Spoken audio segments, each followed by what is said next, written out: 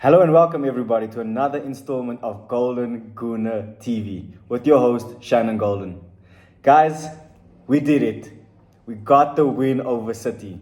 Arsenal won, Manchester City no. That sounds so good. I think I can speak for every single Arsenal fan when I say I think it was such a I don't even know how to explain the performance. It wasn't our best performance in terms of performance, but in terms of just looking assured, looking controlled, just getting the job done. That was probably the performance I think that would please most of the fans. Plus, it was against Man City. Look, we weren't comfortable for 90 minutes, but I think after maybe the first 20 minutes of the game, we then settled into it. I think that City obviously had their early chance, with Guardiola getting the header, with Rice getting it off the line, and then Ake literally in the next phase of play, blazing the ball over the bar. Then you think to yourself, how many big chances did City have after that? Not many. And then their last shot on target was the 55th minute. I think that just shows exactly how well Arsenal performed yesterday. I couldn't be happy with the performance, especially going into the international break, especially off the back of the disappointing performance and result against Lens in the Champions League, and with Chelsea being our next game after the international break. So, all in all, guys, I think it was a very positive performance. I'm going to break it down in more detail, but I just think it's so good to be able to get that off our backs. That when were we going to beat City? City were slapping us up for years, guys. Let's be honest. It wasn't like City were beating us every year, like 2-1, 1-0. It was City were putting 5 past us, like it was crazy. And I think to get that win yesterday, like I said, just probably does the fan base a whole lot of confidence, the manager a lot of confidence, but most importantly, the team a lot of confidence. So, yes, guys, as you can tell, I'm a happy Gooner. And then obviously speaking more about the performance yesterday, obviously I wanted to speak about some key plays that I think stood out for me yesterday. I think I'm actually going to go according to almost position. I think Raya, he had a mixed game. He had a very shaky first half, but then a very solid second half. And I think people fail to understand that Arsenal are now getting to the point where we don't have teams pressing us as high as what they maybe did a season ago or even 2 seasons ago. Teams show us a lot more respect. They have a lot more fear of us, should I rather say. So what do we need to do? Invite the pressure onto us, which is a risky game to play, but it's what is necessary. And that's what Raya brings. People will say, but he got some of his passes wrong, whatever, but he never looked completely nervous. I think there was too much time on his hands, so decision making maybe was a bit shaky in the first half. But all in all, you can understand why Arteta'S put him in. You can see what he brings to the team. He brings that ability to soak up pressure and still be good on the ball. And that's what I think a lot of people don't understand is the evolution of Arsenal now. That we are getting to the point where as a team, we need to literally have a goalkeeper that's good on the ball, that can draw players towards him, which then creates spaces for other players on the field. So I think Raya had a solid game. He didn't do anything inherently bad, like his errors didn't lead to a goal. Yes, Alvarez's chance or that phase in play was very close, but it didn't result in a goal. And then you look at his kicking throughout the game, he had his moments, but overall he kept a clean sheet, and that's what you want from your goalkeeper. Then our centre backs, actually an entire back four. I'm going to say back five because Tomiyasu came in. Ben White, Mr. Consistent, solid game from Ben White yesterday. Came up against a tricky winger in Jeremy Doku, at times had to go against Foden, and he did well. He did really well. And like I said, from Ben White, you know what to expect. You know what you're going to get from Benny Blanco. Then, guys, we're speaking about our centre-back partnership. A brick wall, if I've ever seen one. These guys are not veterans. Saliba's 22, Gabriel's 26. These are young centre-backs, guys, but they look so assured and they give the rest of the team so much confidence. When you have a solid foundation in your defense to build upon, it just means that you can attack more freely. You can trust your defense. And I think to a man yesterday, our defense was on point. For Haaland to have a 0.00 XG, guys, expected goals for Erling Haaland was none. He was not expected to score yesterday. And that's down to our 2 centre-backs who marshaled him well. Saliba, when he was faced with Haaland, he did what he needed to do. Same with Gabriel. So I have to big up our centre-backs yesterday, guys. I think they were excellent. Zinchenko as well. I had my doubts about it defensively because what I saw on Tuesday against Lens, he looked very poor. But yesterday, he kept it nice and simple. He defended how he needed to. He was involved in our build-up play. He was calm on the balls always. So I have to give him a lot of credit for that. Then Tomiyasu, I think, also came on and impacted the game well. Obviously, he got what they call basically a pre-assist, if that's even a thing. But he's headed to Havertz, then leads to Havertz pass to Martinelli, which leads to the goal. So I think Tomiyasu came on and showed us a bit of a different element to him. That those first season Tomiyasu runs, getting into the box, trying to get overlap and just breaking defensive lines. That's what we saw yesterday. And I was glad to see Tomiyasu. And I've been saying it for a while. He's looking back to his best. Obviously, it's difficult for him to get back into the team because the 4 players in front of him are doing very well. So it's not like he's just being benched because he's playing poorly. It's such a nice problem for Arteta to have. Then looking in the midfield, I think Jorginho was started. I think Jorginho for me always, I always feel like I want to play him in the big games because he's so calm. Yes, some people might have their doubts about him, but I ultimately don't. I think he's a seasoned professional. You know what you're going to get from Jorginho. Then you have Odegaard and Rice. I think they were also fantastic. Declan Rice, I mean, that tackle on Matheus Nunes, guys, I think that was a spot-on challenge. That epitomizes Declan Rice in one action. Wins the ball and then gets it off to the players in front of him. And that's all you need from your number 6. That's all you need from your defensive midfielder. And then I think Odegaard had a good game. I don't think he has anything to write home about. He was neat and tidy. And then obviously Martinelli and for me Jesus. I think Jesus had a really good game out wide. That was his best game I've seen for Arsenal out of position. He looked really, really good on the wing. He was giving them problems. His hold-up play, his ball control was fantastic.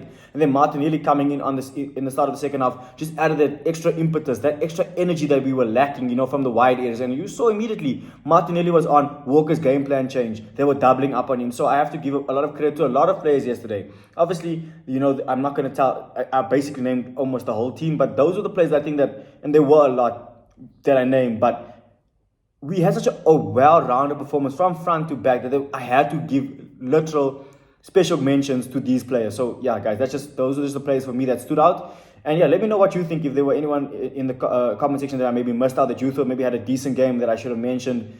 And yeah, I think psychologically for the team going forward, this is a big win. Like I said in my preview, it wasn't a season-defining win in terms of we win this game. That means we're going to go win the league now. It's 8 games in, guys. We will calm down.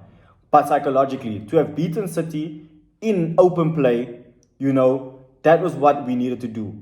Going into an international break just sets the mood. When you go to Chelsea in 2 weeks, you have a bit more expectation. Like, okay, Arsenal, we can do it. We can go and beat City and Chelsea 2 games in a row. And I think that will just show a real statement of where we are as a team. But like I said, psychologically, I think it's a weight off the shoulders of the players. Even when we go to the Etihad, we don't know what this crossover or the effects of this win can do for the confidence when we go and play them away. Look, that's still many moons away. Not something we have to worry about now. But I think we can all understand how beating a team that used to batter you all the time can just change the season in a sense. It's not season defining in the sense that we win this game and we win the league, but it can be season defining in the confidence and the results that we get from this point going forward. So, like I said, I think psychologically for Arsenal, that was a big, big win. And then for Arteta as well, Pep was always the one that he just couldn't beat. Yes, he beat him in the Community Shield, he beat him in the FA Cup, but in the league, when it even like last season when it mattered, in the 2 games we needed to play against, or we played against City, in the league we lost both. In the FA Cup we lost. So in his recent record against Pep, it was poor. But now if you look at it this season, that's 2 for 2. So that's looking good for Arteta, and I think for him it's a bigger boost, and it's going to even give him more assurance of what he's doing. It's going to give the team the more trust in the manager that they can now know that they are able to compete with the best of the best. So I think for Arteta, that win yesterday was huge. Also, the fans were so behind him. The stadium was electric. So yes, I think overall the win yesterday was so big for both the manager and the players. So yeah, I'm like I said, I'm buzzing, guys. We need to speak about something, guys. It's the big elephant in the room. Every single week, without fail, we are talking about a refereeing decision. And now you guys know what I'm going to go and speak about. I'm going to speak about Mateo Kovacic's 2 challenges on Odegaard and Declan Rice. In my opinion, when I saw the first initial play when Kovacic kicked Odegaard, I was like, okay, it looks like just a normal challenge. Then you see the replay and it's studs on the ankle. Odegaard's ankle is bending. He could have easily broken his ankle. Then you get VAR involved, which they don't even do anything. I don't understand how VAR do nothing. It should be as simple as, you know what, Tade Michael Oliver, listen, we flag something. We see that there was a dangerous play there. Maybe you should go check it out. The final decision needs to lay with the referee. VAR made the decision for him to say, oh, we don't think it should be overturned. No, go and let the referee go and check the decision. Say, you know what, there could be a possible dangerous play. Please go and do an on-field review. VAR is there to assist the referee, not to be referees themselves. And I think that's where the problem is coming. I think when VAR gets involved, they need to let the final decision lay with the referee. Show him the replay and let him make the decision. Because then we at least know there's one person that we can look at and ask for questions. Ask questions to and expect answers from. But now we have 10 million people involved and it's just a whole lot of confusion. So it's crazy to me that Kovacic got away with the first challenge with it going to VAR, which is like, guys, we saw a similar challenge last week on Basuma, but where's the consistency? What is a dangerous tackle? What is not? Like, what is red card worthy? What is not? We as fans don't know, and that's what's frustrating us, because we don't know what the rules really are. Like, there's a rule, and then it's so vague, like, oh yes, sometimes that's a red card, sometimes it's not a red card, but it's the same challenge, but it depends on the referee. Or it's like, guys, what are we doing here? This is the best league in the world, and we're getting basic decisions incorrect. VAR are not even making such tight decisions and they're getting it wrong. They're getting the clear and obvious decisions wrong, which is so disappointing and it's so frustrating from a fan's perspective. Because if we had went on to lose that game, and you know how it used to be for Arsenal, Kovacic, how it normally was, he'd score the winner and he should not have been on the field. And it's like, it brings me back to the same game where Gabriel, a couple of seasons ago, gets a red card, City gone and win the game when we were clearly dominating it and should have won. And then to yesterday, luckily for us, we go and get the winner, but Kovacic should have been off. The second challenge on Rice was so similar to the first that it should, even if there wasn't a straight red card for the first challenge, it's surely a second yellow for the second challenge. So I don't understand what the referees are doing. It's so, like, it would be great for them to come and explain themselves. That's what our fans want. We want these audios so we can understand the rationale behind these decisions, because we are all just like, what?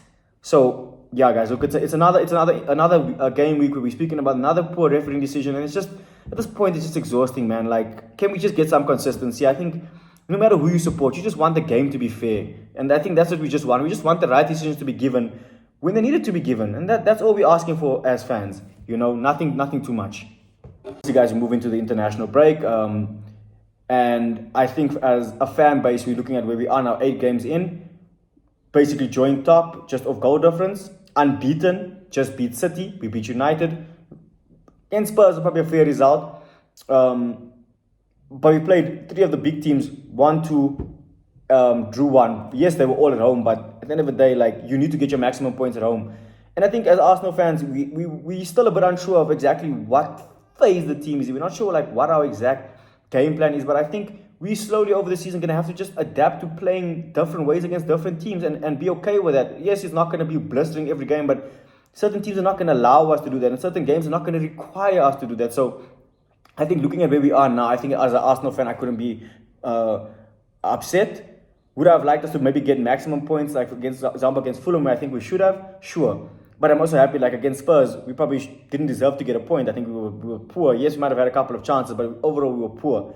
So I'm kind of happy with how the season's gone so far. I'm excited to see how we kick on from this result. And I think we see the quality that we have in the team. Starting 11 in depth, to bring on Havertz, Partey, Tomiyasu yesterday, and Martinelli. Those are like 3 or 4 starters, or even all 4 can start. You get what I'm saying? You're not going to be too mad. So I think as a football club, as a fan base, as a team, we are really growing, and I think the expectations on the team are right. I don't think that we can say we should win the league, but we definitely need to be competing for it.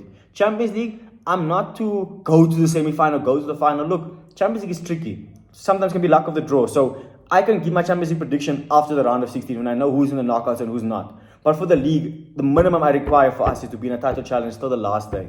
Literally, that's how it needs to be. It needs to be like, if Arsenal win, they win the league. If we lose, we don't win the league. It needs to be literally that kind of scenario. That's how I want us to take this league title for the minimum, in terms of the title challenge this season. So yes, guys, that brings me to the end of the video. I'm so happy. I genuinely can't contain it. And not in like a bragging kind of way, but just like yes, Arsenal, we did it. Like, we got over that hurdle. It's such a big mental win for the team, and it does them so much confidence, especially still being such a young side. So yes, guys, thank you all so much for watching the video. I'm going to have a lot more content coming out through the international break. I might have a huge surprise for you guys that I'm going to be doing on this channel, but I'm not going to give too much away at the moment. Please, guys, smash the subscribe button, smash the like button, leave your comments, tell me who you thought your man of the match was. Do you think the referees maybe got the decision right? Do you think it was fair? Do you think that Raya was looking a bit shaky? Should Ramsey be reintroduced? I've been laying a lot of that from the fan base. So what do you guys think of our season so far? Let me know your thoughts in the comments, guys. Let's interact. Drop me a DM on Instagram. Drop me a comment, and we can interact like that. But for myself, Shannon, guys, I just want to tell you guys and say thank you to everyone that is so far subscribed and shown this channel love. So, guys, peace out and enjoy the rest of your day.